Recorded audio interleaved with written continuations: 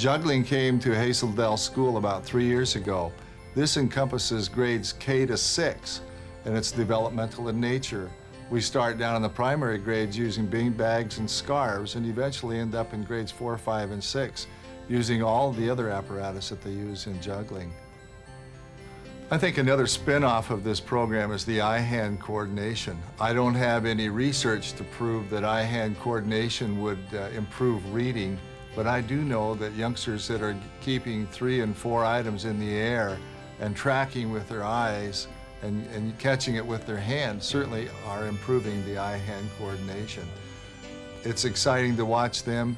They want to do it, and we're excited to have them do it. The children are so thrilled with being able to do something that they thought they might never be able to do, that it's been really exciting for them. And almost all of them can now juggle 3 scarves, which I think is quite an achievement for 2nd graders.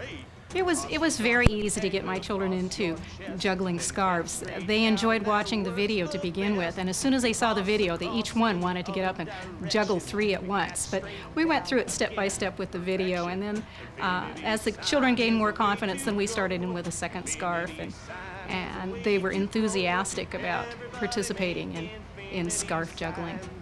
In our 1st grade classroom, we happened to have a 6-year-old child who I think juggles exceptionally, and the nice thing about it is that he knows he didn't reach that point overnight, and the other children have watched him practice, and so we've had opportunity to discuss the more you practice, the better you get, whether you want to be a better reader, whether you want to be better in math, whether you want to be a better juggler. You go by the steps, you start out simple, and you keep adding more complex steps on that until you end up to be terrific at whatever it is that you're doing. I teach 1st grade at Hazeldale Elementary, and we have a lot of fun with scarf juggling. And the kids, they love it. It's something they've never done before, and they didn't think they could at first. And by taking it step by step, they learned that they could juggle with 1 scarf, they could juggle with 2 scarves, they could juggle 3 scarves. And they're doing great. And it's a lot of fun because we can do it in our classroom. I don't have to have the gym to practice juggling and doing PE, and so we do it in the classroom a lot. We can do it on rainy days like today, and it's a nice break, and it gets them up and around and lets them use some of their energy instead of just sitting down all the time. I think another spin-off of this program is the eye-hand coordination. I don't have any research to prove that eye-hand coordination would improve reading, but I do know that youngsters that are keeping 3 and 4 items in the air and tracking with their eyes and catching it with their hands certainly are improving the eye-hand coordination. It's exciting to watch them. They want to do it, and we're excited to have them do it.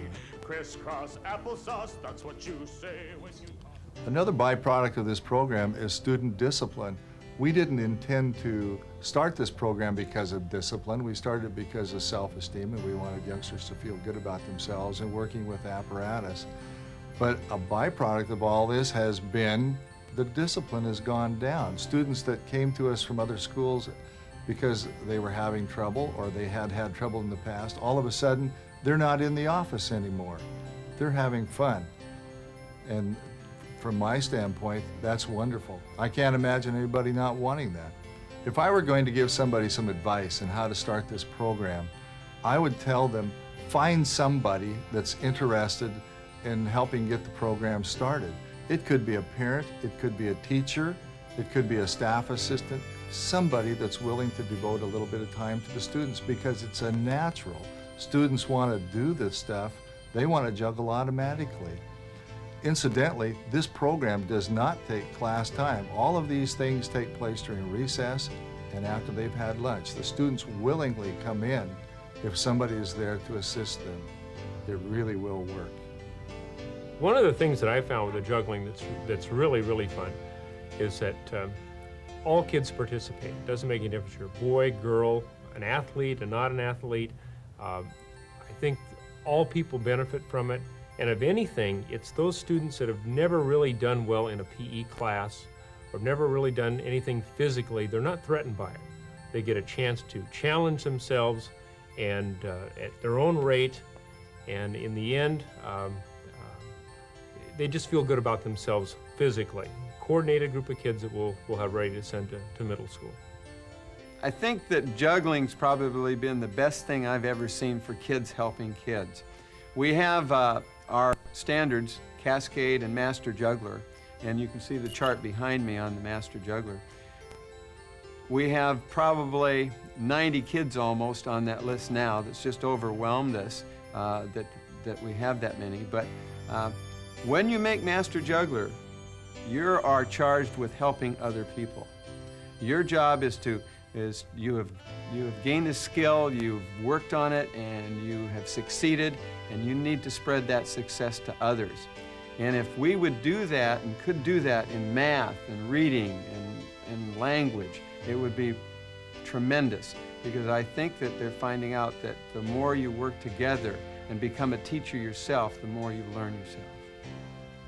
The schedule, we'll get on the bus around 9 o'clock, maybe a little bit after. Bus should be here by 9. When we get over there, the first thing we have to do is figure out how we're going to lay things out, where we're going to put equipment. I know you're excited. I can tell that by the time when you came in this morning.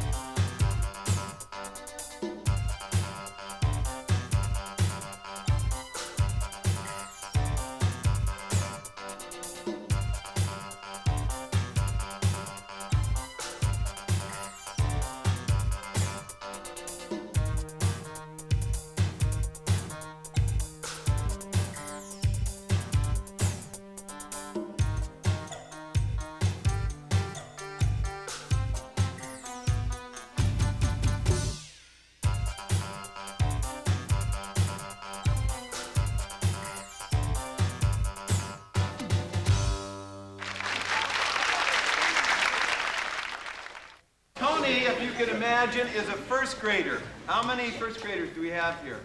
Wow, Tony's one of you guys. Now, here's what it takes to be a master juggler. I'll do it behind him. You have to do 10 of these. That's cascades. Followed by 10 columns. And you count the center one. I won't do all 10 right now. Back to 10 cascades. Followed by 10 reverse cascades. Followed by 10 cascades. Then you use one hand for 10. Then you go back to the cascade. Then you do your other hand for 10 and back to the cascade for 10. And it must be letter perfect without a drop for that to make Master Juggler. But once you've made Master Juggler, then you get to use all the special stuff you're going to see.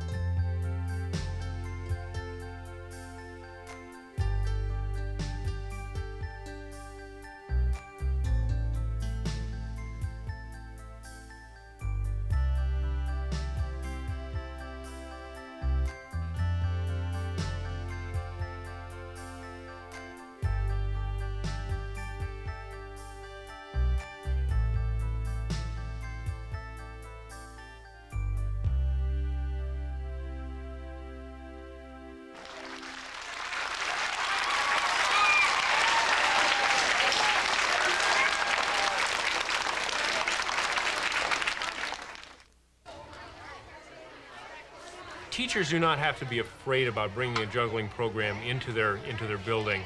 I was a very slow learner when it came to juggling. I really didn't think I could. And I have become a juggler, and I juggle pretty darn well. Not as good as a lot of the kids, but I'm learning, and the excitement is there.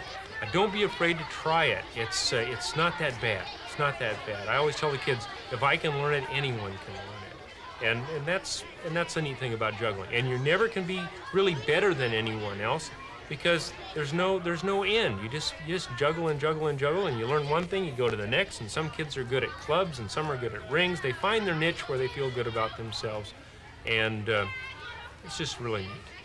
Our kids have PE every day, but the PE comes back to the classroom. Juggling took place because we introduced it maybe in PE, but it grew and blossomed in the hallways, at recess time, at home, in the classroom before school. As teachers, we have tons of curriculum that we need to go over, and so we are forced sometimes to make desk potatoes out of them. And what we found out is that the kids need coordination breaks, fitness breaks. You need to do some physically active things between every subject change, major subject change, all day long. And that isn't really physical education as a class, it's just part of the academics. So there's a real tie-in there. And we need to make kids more active and help them be active throughout the day. In 26 years of teaching, I've never, ever seen anything that was better for enhancing self-esteem and self-worth than juggling has been.